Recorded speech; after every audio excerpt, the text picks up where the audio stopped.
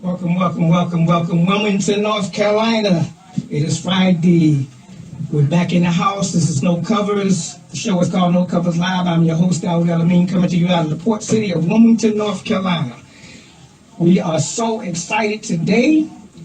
Today we're going to be on 1490 as well as 104.9. 1180 audience is being brought in now, and you can catch us on the Facebook Live channel as well as the Gospel Joy Facebook Live channel. We're going to try to make sure you get this today. Special guest is in the house with Dr. UMAR Johnson. We have him online. We've been waiting for this moment. Last time you all heard from him, Wilmington was on Wilmington on Fire. And so we don't want to delay this interview. Let's bring in our guest, Dr. UMAR Johnson. Brother, are you online? Yes, I am. Good afternoon. Thanks for having me on the show.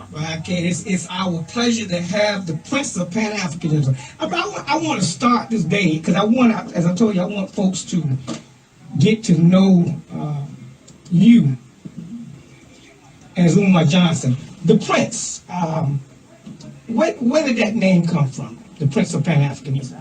That name was a name that I had came up with several years ago because I saw myself as the continuation of the work of the Honorable Marcus Messiah Garvey, whom I would consider the king of Pan-Africanism. And I didn't do much with the name, but some of my supporters got wind of the name and they took it and they ran with it, and that's what I'm known as all around the world now.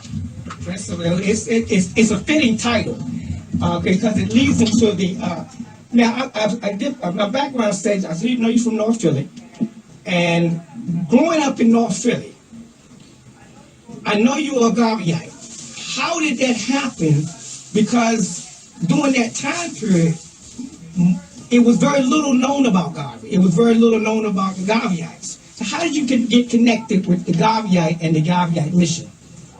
Well, I joined the Universal Negro Improvement Association community, the organization founded by Marcus Messiah Garvey in 1914. I joined the Thomas W. Harvey Division 121 here in Philadelphia upon my graduation from undergraduate. So I came out of Millersville University in Lancaster County, PA in 1997, and that's the same year that I joined the UNIA. And ironically and coincidentally and interestingly enough, is for many years, the UNIA, or should I say for my entire life, the UNIA in Philadelphia was located on one of the main avenues where my mother did much of her shopping.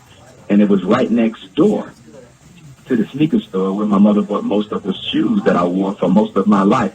For my entire life, Garvey and his movement was sitting right in my face, but I didn't actually get formally introduced until I graduated from undergrad. Wow, great story. So knowing that information with Garvey, most folks will ask, what happened to the movement? I would say nothing. The UNIA is the oldest continuously running black organization. It's the second oldest continuously running black organization in America from a social or racial uplift position. The NAACP goes back to 1909, but obviously the NAACP is not nationalist. So if we look at overall black uplift organizations, if you want to consider the NAACP a black uplift organization, they would be the oldest.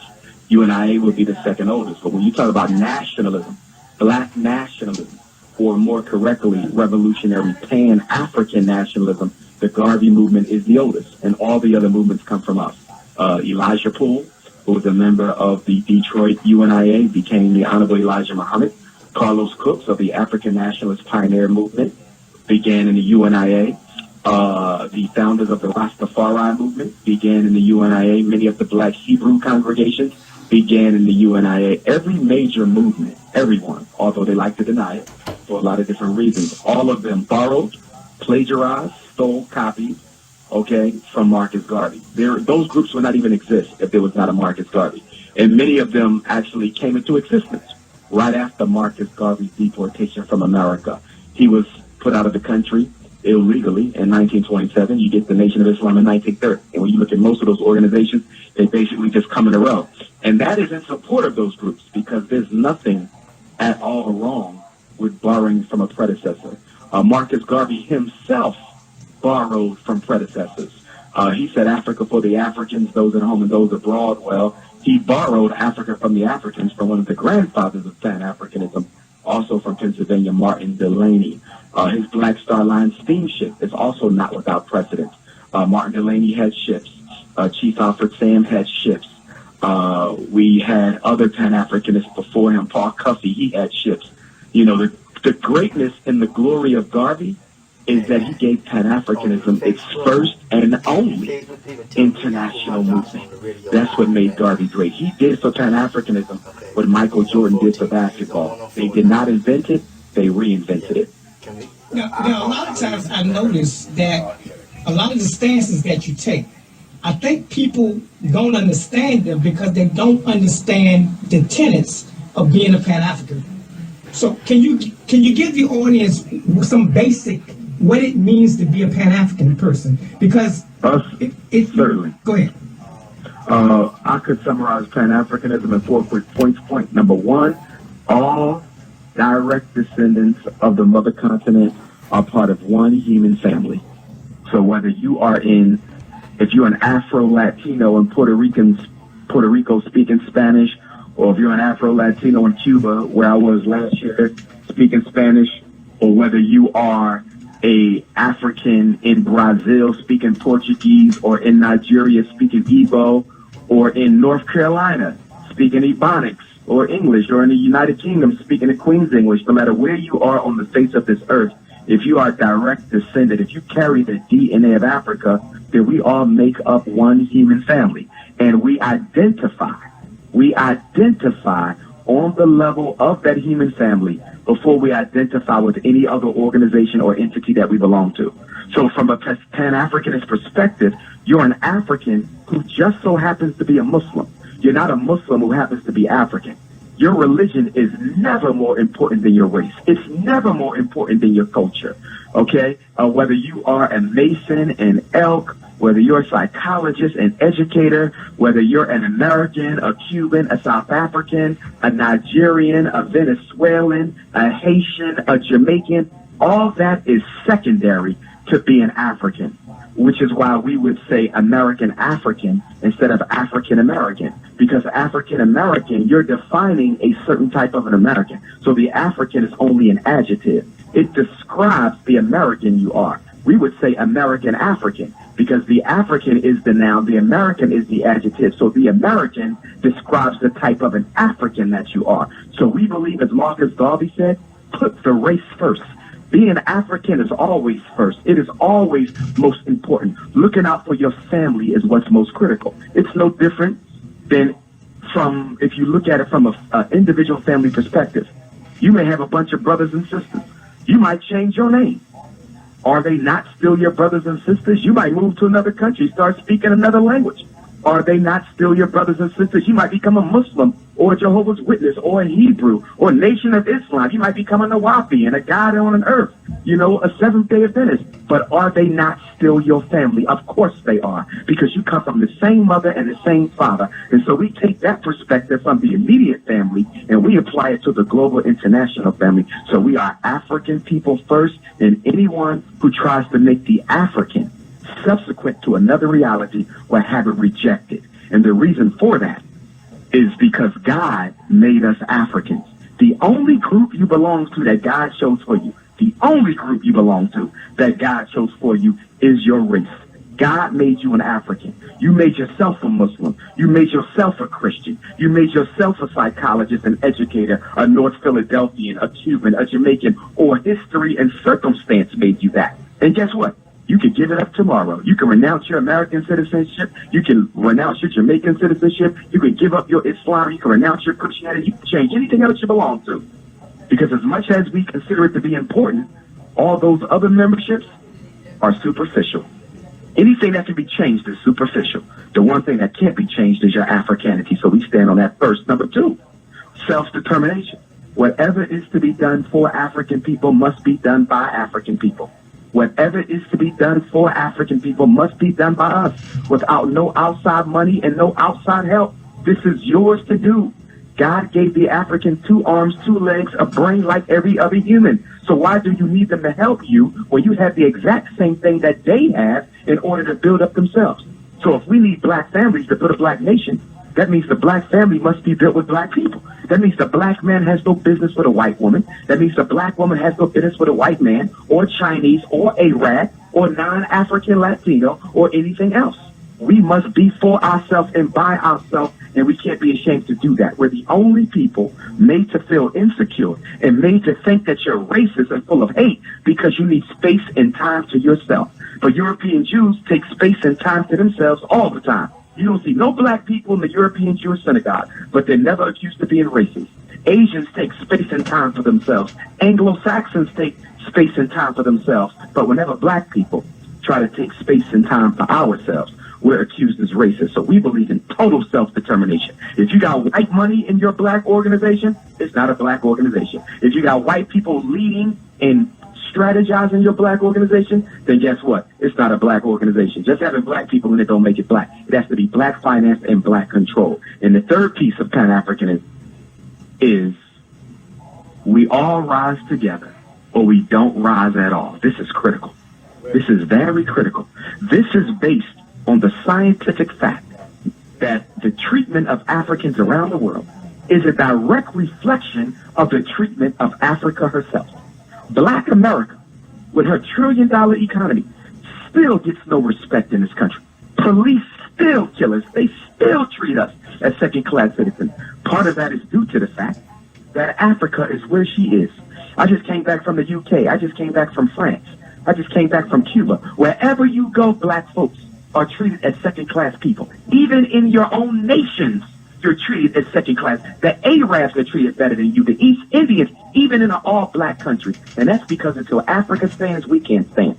The respect given to the international homeland of a people is automatically projected on all members of that race.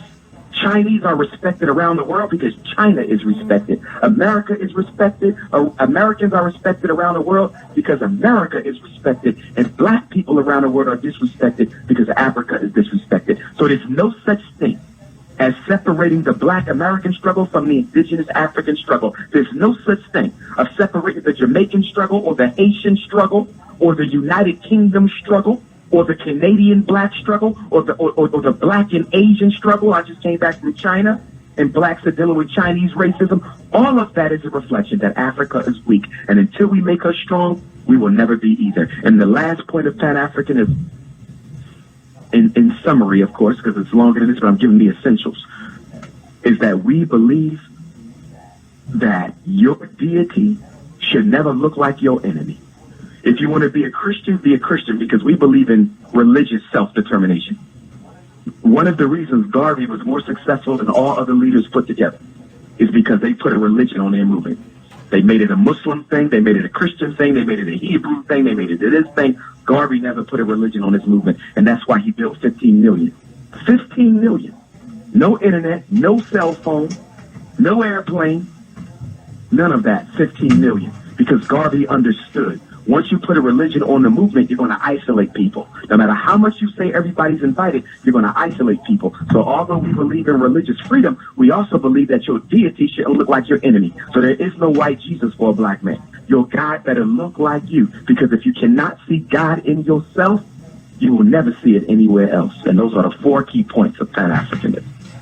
That's why I wanted to start. I wanted to get, that was beautiful, synopsis. I wanted to get that out there because a lot of times in understanding how a person thinks or what they say comes from their belief system. So now when you challenge, because in my school, when I was school in UCW for psychology, you wasn't around at that time. What caused you to challenge the field of psychology to the point that you have taken on issues of DNA, homosexuality, etc.? What made you challenge that based on your system? Well, it's interesting that you asked that question because the only other place that I've lived outside of the state of Pennsylvania has been the state of North Carolina. For a while, we lived in North Carolina when my mother and father were married, and he was in the Marine Corps. And while I was in North Carolina, I decided that I wanted to be a psychologist. It was in the state of North Carolina as a third grader that I decided I wanted to be a psychologist. And that stuck with me from the age of 8 until now. And I chose that only because I wanted to help other kids. I wanted to help them put smiles on their faces. I was the oldest boy, didn't have a big brother. You know, it was kind of lonely without that big brother. So I said, I want to be the big brother for other kids who need to talk, boys or girls. That's where the love came from, a desire to help. Now, you fast forward 20 years later, okay, now you're in college and you're learning. And then you're working as a school psychologist and you're seeing how psychology, the field you chose to help black children, is actually being used to hurt black children. And that's where the mission married the profession. The mission married the profession because I said, wait a minute, I got into this to help people. But y'all just want me to label kids with learning disabilities that they don't even have, autism, they don't even have, emotional disturbance, they don't even have.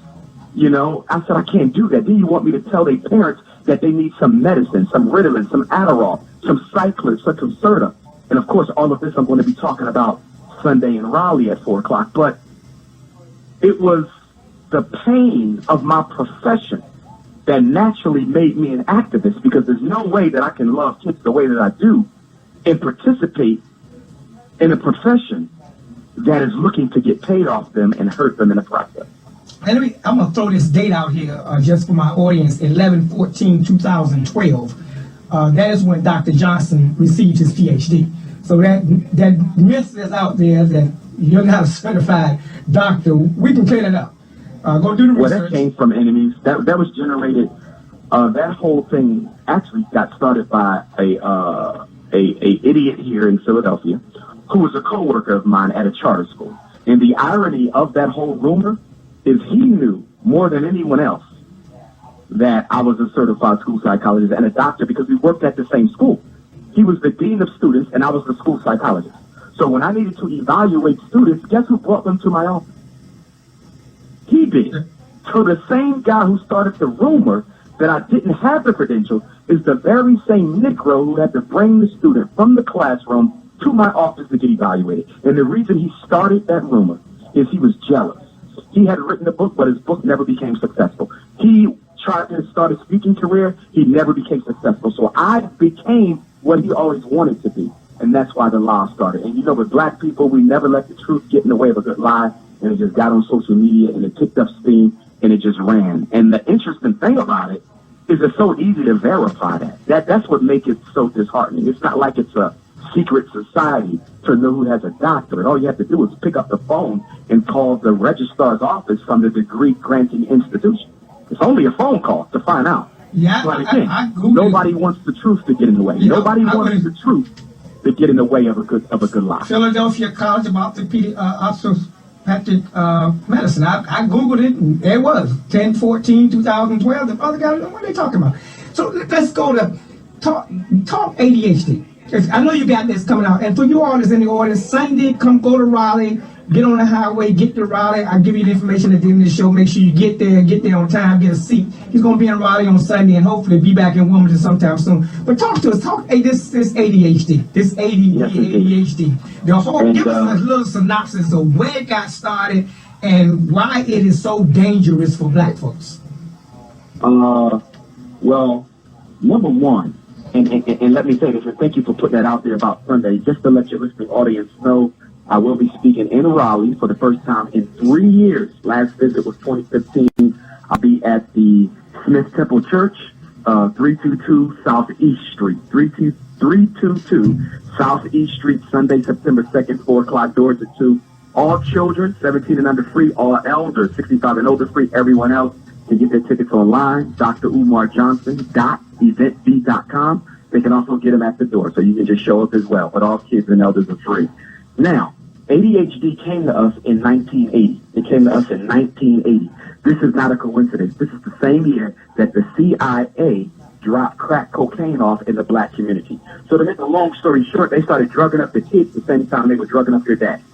They started drugging up our sons at the same time that they were drugging up our men and our women. So the drugs hit the school the same time they hit the streets. See, Ritalin, Adderall, Concerta, and Metadate, all of these are forms of synthesized cocaine. Ritalin acts upon the brain of a child the same way crack acts upon the brain of an addict. But here's the kicker. Although ADD came to us in 1980, it did not become ADHD until 1987. It took 7 years to add the H.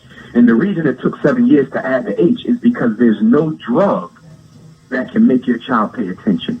There's no drug that can make your child pay attention. So the drug companies, all of which publicly trade on Wall Street, another conflict of interest, because you got pathology versus profit. Pathology versus profit. The business of helping people while at the same time you're trying to make billions of dollars off of them. And that's what they make off these drugs. Child psychiatrics are worth no less than $30 billion a year. And I don't have to tell you that they are disproportionately prescribed to black boys to deal with an invisible, glow-in-the-dark disorder, this so-called ADHD. And I really do hope that all of the black North Carolina parents who have sons diagnosed with ADHD or conduct disorder or oppositional defiant disorder or currently have them on drugs, it's my hope that they all be at that church 4 o'clock on Sunday, because they need to understand that you're giving your child one of the most toxic substances on earth. It's poison. You're basically poisoning the child is what you're doing. And why? Because a white teacher told you he can't sit still long enough to learn. Well, guess what? I went to school. I didn't need drugs. You went to school. You didn't need drugs. All this is the pharmaceutical industry getting rich off of fatherless black boys who have never been taught discipline. Gotcha. Be in that church on Sunday, y'all. Got to be in that church on Sunday, because brother's gonna bring some more details on it. I know he's loaded up when it comes to that field of psychology. But I want to read a quote from Dr. King in 1958, because I want to go to another subject that you get beat up on, and I don't think people understand it, and I want you to explain it the way that they can understand. This was Dr. King in 1958 answering a question to a young man who said that he had feelings for other males. And Dr. King said this to him. He said, "Your problem is not at all uncommon one. However, it does require careful attention. The type of feelings you have toward boys is probably not an innate tendency, but something that has been culturally acquired." And that was Dr. King in 1958. As a Pan-African, I've been seeing you get beat up as a hate monger when it comes to people who you use the word sexually confused. Why do you get beat up and Dr. King gets a pass? Well, I ain't sure if I'm getting beat up at all because I don't pay attention to the negativity, but I would say this. I agree with Dr. King, the tendency towards homosexuality in black children, and I'm speaking specifically of black children. And the reason I'm speaking specifically of black children is because all behavior is culturally determined. White people cannot tell black people what behavior is normal or not because we're not white. Chinese people cannot tell Arabs what behaviors are normal for them. They cannot do that. Behavior is determined by the culture. But because black people have lost so much of their culture and voluntarily participate in historical amnesia, trying to escape from their blackness, they would just go along with other white folks say. Now, let me say this. I don't hate, dislike. In fact, I have a degree of compassion for brothers and sisters who are sexually confused, because that's not an easy lifestyle to live. And for the boys and the males, many of them come to that lifestyle based on my 20 years of experience in the field. Not when a white man wrote in some scientific, so-called scientific study, but what I know dealing directly with homosexuals and lesbians is I know for a fact that most of the black ones come to that lifestyle by way of molestation as a child. I know that for a fact, and I don't need it verified by any white university. I know it from my own work with that population. Can't no white man tell me more than I know about a black man because I'm a black man. So we can kill that. They come to it about homosexuality and molestation. So they come to homosexuality by the molestation. Many of the gay black boys I've worked with, most of them were molested as children before the age of 12. And it seems to be something that triggers a continuation of a desire for that behavior, although they hate it because it was their first sex act. Let me say that again. They do not like it, at least not at first, but because it's the only thing they know. Their innocence was taken, And somewhere within the subconscious, they conclude that I must have been meant to be this way, because if I wasn't, this would have never happened to me.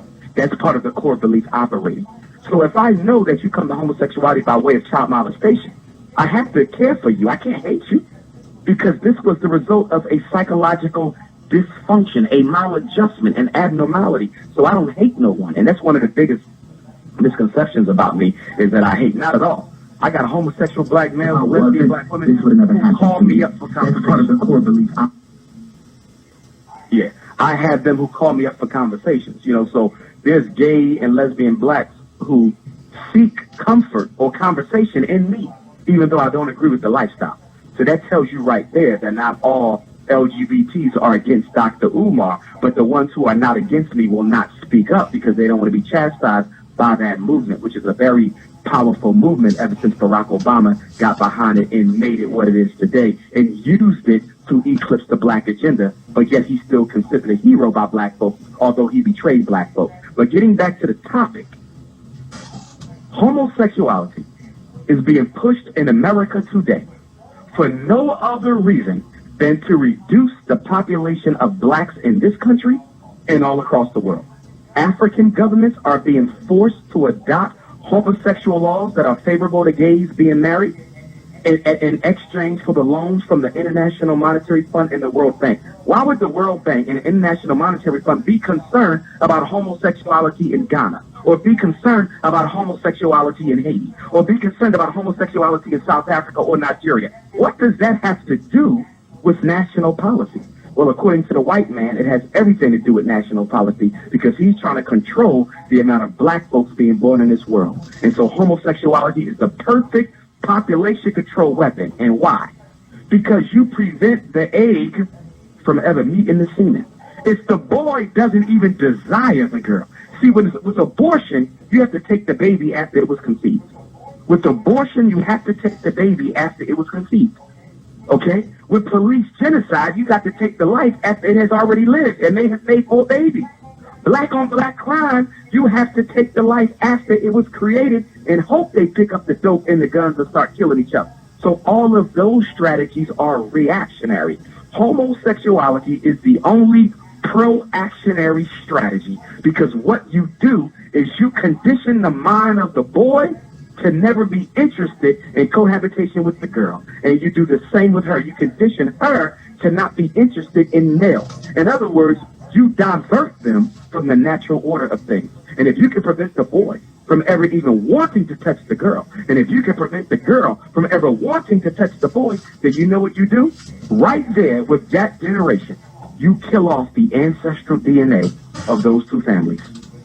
With homosexuality, you stop the reproduction of divine ancestral DNA. And that's what the homosexual movement is doing. And that's why Barack Hussein Obama was put in office, to homosexualize black America and homosexualize black Africa.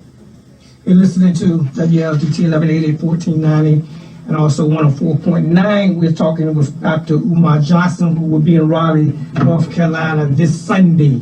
We welcome him here to the city of Wilmington, North Carolina. As we talked earlier on the phone, I'm sure we're down here in Wilmington, North Carolina, and the last time Wilmington saw you was in the movie Wilmington on Fire, dealing with the massacre that happened here on 1898. First of all, what made shock you to do that segment of the movie and participate with Chris Everett in that project? Well, the brother Chris Everett, shout out to him, he reached out to me. I was in Atlanta. That was many years ago. That was right at the beginning of my ascension into the conscious community.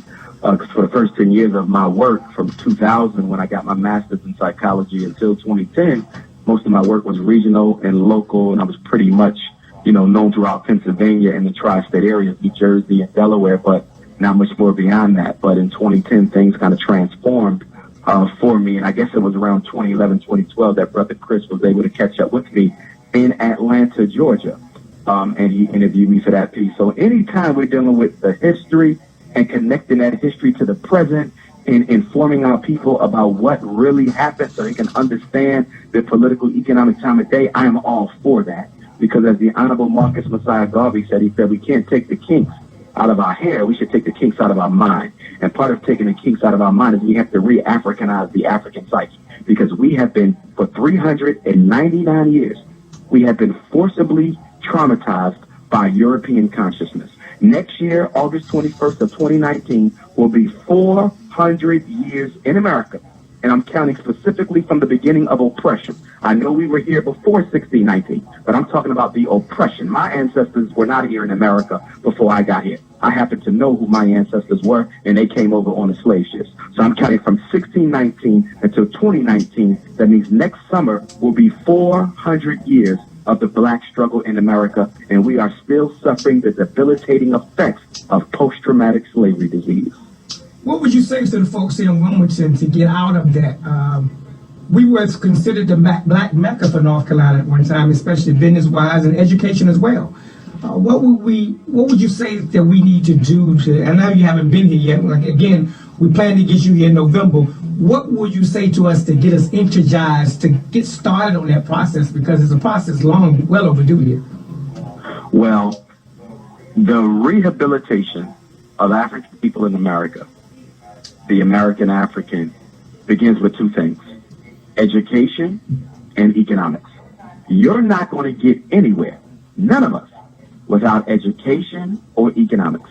In other words, we have to create an educational paradigm, which is why I'm working on the Frederick Douglass Marcus Garvey Academy. We have to create an educational paradigm for African children so that we can socialize them and psychologize them with a proper African-centered approach to life in unity, so that they can begin to work naturally to solve our problems. See, it's unnatural right now for black people to work to solve their problems. That's why we don't. It's unnatural for us to be concerned about our kids' education to the point that we want to build our own schools. It's unnatural for us to build our own hospitals or supermarkets. It's natural for the Chinese. It's natural for the Arabs to do it.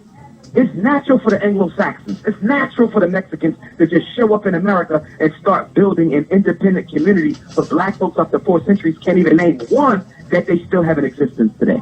Why? Because you were educated and socialized to function in the interest of racism. You were never educated and socialized to function in the interest of black folks. And that's why even now, our most educated minds, our most leading men and women, they don't work for us. They work for the benefit of the white power structure. Our athletes, our entertainers, our rappers, all black folks in the media, they don't work for the benefit of black folks. When they get some free time, they may do something small for Negroes, but 99% of their time is spent upholding, improving, and empowering the white reality. If you want to change that, you have to educate your own children. Because what we're trying to do is re-Africanize Europeanized minds. You're trying to re-Africanize black Anglo-Saxons. And as a psychologist, I can tell you, once a mind has been conditioned, my brother, once you condition a mind, let's take the U.S. military. And I wasn't in the military, but I went to military school. My father was in the military. Many of my friends were. You will go to basic training for maybe 2 or 3 months. You could be 30 years old, but after those 3 months of basic training, you will never think the same way again after only 3 months. Well, guess what, my brother? If the military can change your personality and your core values and your core beliefs in 3 months, imagine what it can do to you after 399 years. So if we want to save the African psyche, we cannot be trying to change people who have already been destroyed. We got to get the babies as youth and put them through the proper educational and socialization process so that they will never even think about dating a white girl. They will never even think about praying to a white Jesus. They will never even think about moving out the black community. They will never even think about giving their money to a non-African business. That's what we need to be about. But the problem is, that's called being proactive. Black people don't do proactive. We do reactive. We react to racism. And that's all black people do in America. We react to racism. We don't have an agenda for ourselves outside of racism. The only time you see black people stand together and do anything is when white folks have done something to piss us off. If white folks ain't messing with us, we ain't standing together. And why is that? Because there's no love there. There is no deep, genuine concern for the best interest of the group. See, there's something every other culture does that black people rarely do. Every other culture is where they are because they can subvert their own personal selfish agenda for the best interest of the group. Black people ain't thinking about subverting their personal selfish agenda for the best interest of the group. Negroes will destroy the whole race to make $1. And that's why we have more traitors than any other race, because we are more hopeless as a people than any other race. And if you want to change that, you got to build schools. And you know what's the sad thing about that is we only have about a dozen of independent African schools in America. A dozen. But we spend $9 billion on weave and perm every year. We spend $4 billion on liquor and alcohol every year. We spend $1 million on fast food, $2 billion on Air Jordans. We purchase twice the amount of Mercedes Benzes as white folk, but we have less than 1/3 of the wealth of white people. But yet our children don't have no schools. The truth is, white folks don't care about black kids, but black people don't care much about black kids either. Frederick Douglass said it best. It is better to raise strong children than to repair broken men. And until we understand the best time to get the minds of Africans is as children, until we grasp that reality and become proactive instead of waiting till they get 30 years old and they've been out of jail, they've sold drugs, they killed a few folks, they shot themselves, they already hating each other, frying their hair, wearing green contacts. We want to save people after they've been destroyed. How about we stop them from being destroyed in the first place? Well, I'm listening to you talk, and I'm sitting here saying to myself, now I've been following you for years. I'm listening to Brother, this one of my mentors, 1,000% I'm in agreement. How do we get past the, I'm gonna call it, my man didn't say it syndrome? What happens to me, it seems that anyone listening to you that has any kind of right mind when it comes to black people are going to agree. But a lot of times it's because my group didn't say it, or my man didn't say it, or he not with this group, or he not with that. How are we ever gonna get past that? Because we all saying the same thing. You established it earlier. It's coming right from God. It's coming right from the root. But then someone comes and say, well, no, this fact didn't come. It didn't come from that. It's coming from the same tree. How can we get that tree to blossom together in this country? Because if we don't do this, we're going to be extinct in a minute. Oh, without question. Without question. Here's the thing. Within the black consciousness movement, we have to weed out those persons who are sincere about doing something to solve the problem versus those who just want to talk about it. So you can make a lot of money talking about the problem. You can get paid doing all kinds of stuff talking about the problem. But how many people do you see in the conscious community doing something about the problem? You see all these brothers on YouTube. You see all these sisters on YouTube. You see all these elders on YouTube talking and teaching and exchanging data and facts and history and culture, but hardly none of them, and I work with most of them, so I can say this, hardly none of them are part of any movement or organization for change. And if you don't believe me, take your own poll. Call them up randomly and say, can you tell me what you are doing besides running your mouth and sharing information to address this problem? They're not doing nothing because they're getting too much money just talking about it. So you got to get the action. Get those who want to do versus those who just want to say. You got to separate those out, brother, because too often we're putting everybody in one pot. For example, people ask me all the time, why you don't work with him? Why you don't work with him? Why you don't work with her? Because they don't do anything but talk. They're not workers. I have a grassroots resume. I could go on for hours about what I do and how I do it, and people don't even know I do it because it ain't to be applauded. These folks ain't got nothing they can tell you they do in the community or have done. Most of the guys with a YouTube platform haven't done anything in the black community. You see, they're just talkers, but most of us are not serious about doing work either. And when you're not serious, it's very easy for you to follow people who are not serious either. And let me throw this out here for those naysayers that may say, well, UMAR does the same thing.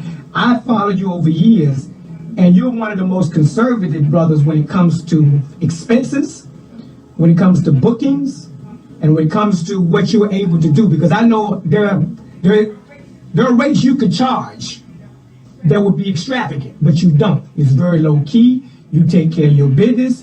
It's not, you don't have to be brought into a 5-star hotel. It's very reasonable. It's always been consistent. So that's why I want to throw that out there, because I know people gonna say, well, he does the same thing, but we all in this. And the reason they say that, partly is due to the fact that we live in a world where if you're not bragging about what you do on social networks, you're not doing it.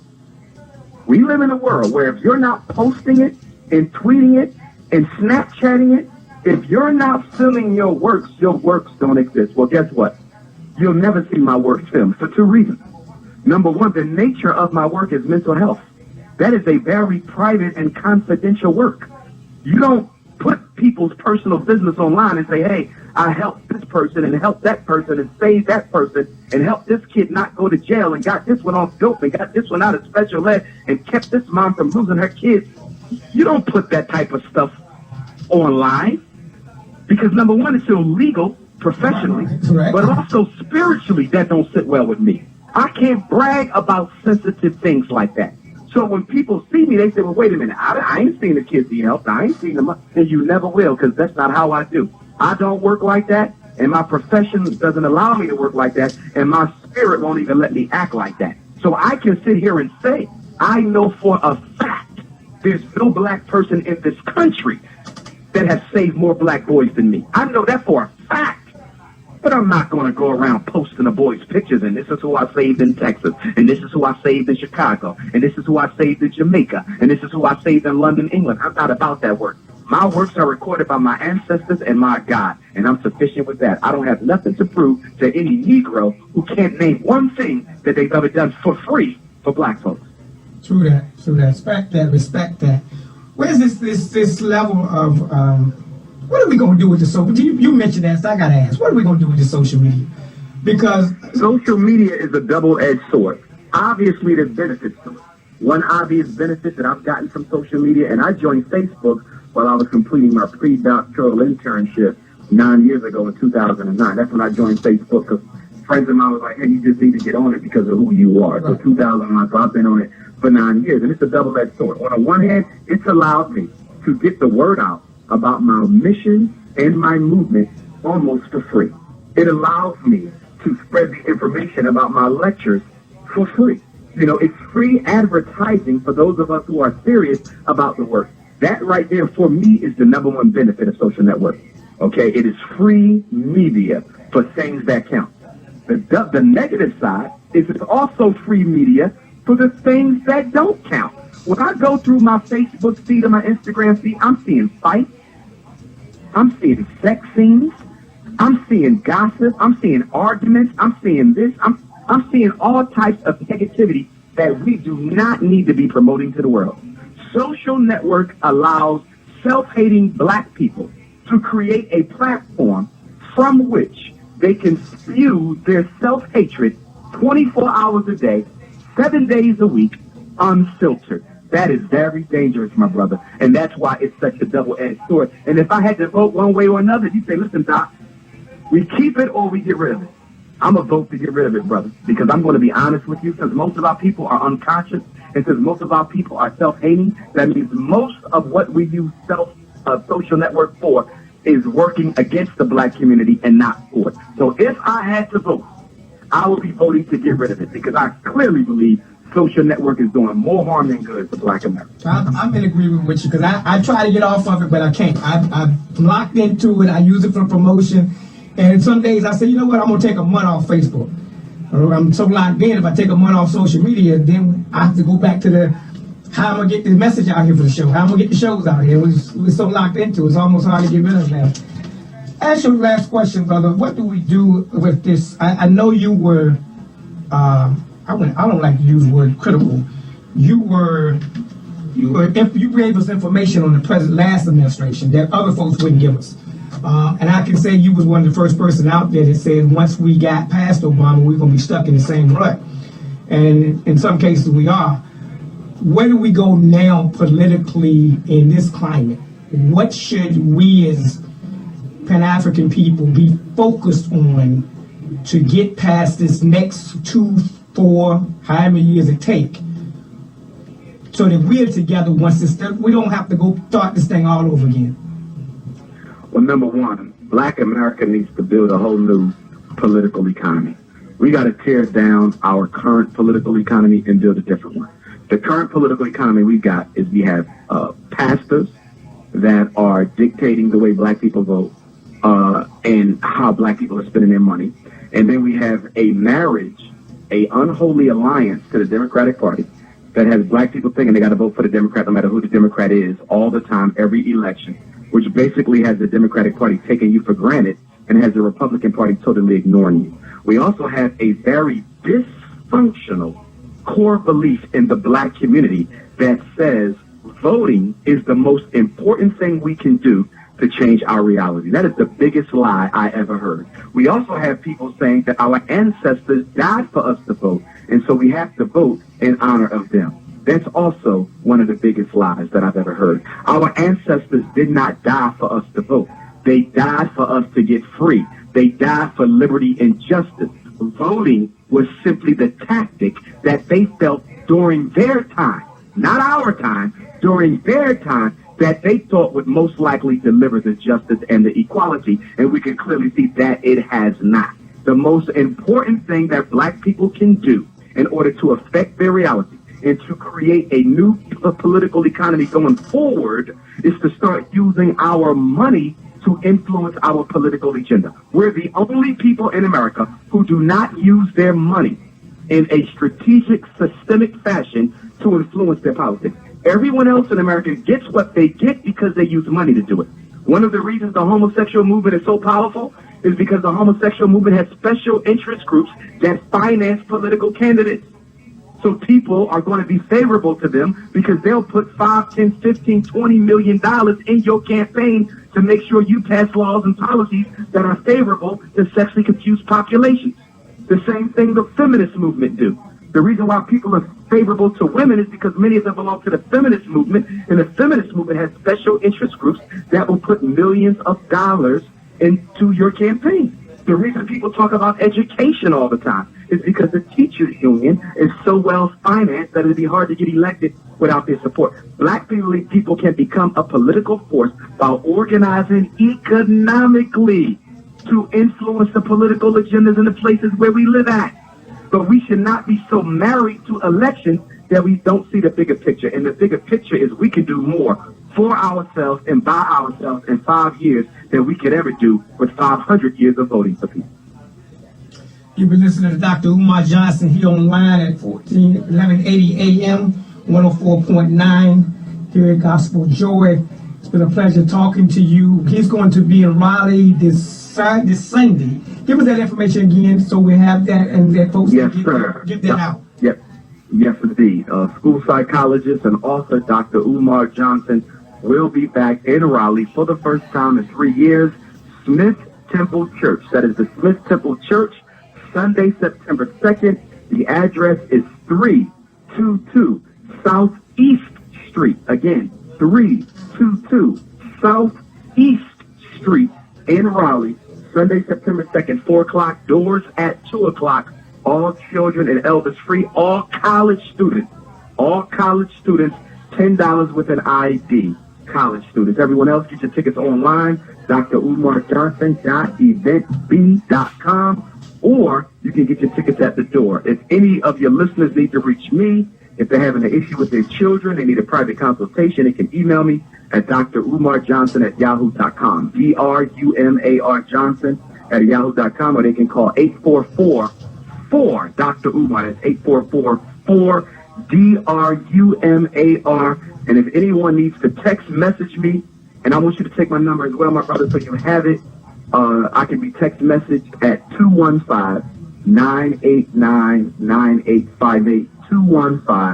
989-9858. And I will definitely be texting you.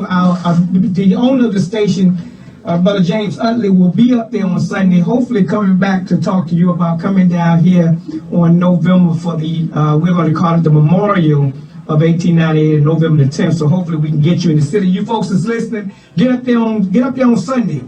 Show some Wilmington love to Raleigh, so that they can come down here when he comes here in November, because we're going to make this thing happen in November, brother. I've been trying to get this done for a year. And Brother Larry Thomas is online right now as well, so we're going to make this thing happen. We're going to get you down here in the city. It's been a pleasure, brother. Love you as always, Prince, and keep doing what you're doing and always keep running, brother. Thank you, my brother. Be blessed. Be blessed. Peace.